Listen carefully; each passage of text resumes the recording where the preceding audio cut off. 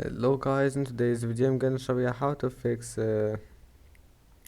Fortnite black screen problem easy and quick. If you want to fix it, it's easy. All you have to do, first click here and then type Windows Update Settings,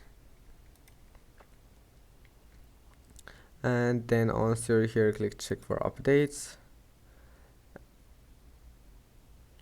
Now just wait for it and install all the updates that you can find here, and after this click here and type background apps. Turn off all those applications that you will find here and go back and after that click here and type startup. Now turn off the applications that you don't want it to start when you start your PC, and that's it.